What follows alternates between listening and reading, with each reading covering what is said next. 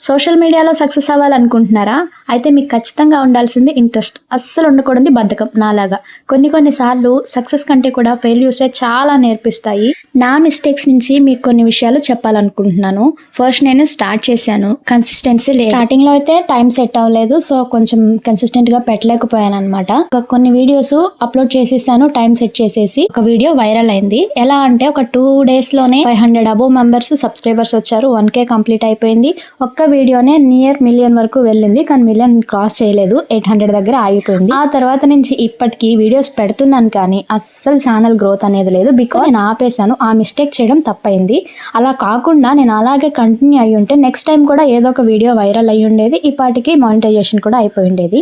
So నేను చెప్పదలుచుకుంది ఏంటంటే వ్యూస్ వచ్చినా రాకపోయినా సబ్స్క్రైబర్స్ వచ్చినా రాకపోయినా ఒక 2-3 మంత్స్ అనేది వీడియోస్ డైలీ అప్లోడ్ చేయాలి. అలా చేసిన వల్లనే నేను చాలా మంది స్టార్టప్ లో ఉన్న యూట్యూబర్స్ ని చూశాను. సక్సెస్ అయ్యి ఉన్నారు. నాలాగా మధ్యలో ఆగిపోతూ ఉంటే మాత్రం కాదు. సో ఎవరైనా చేయాలనుకుంటే స్టార్ట్ చేయండి. డైలీ వీడియోస్ పెట్టండి. ఈ వీడియో మీకు యూస్ఫుల్ అనిపిస్తే ఒక లైక్ చేసి సబ్స్క్రైబ్ చేసుకోండి. ఈ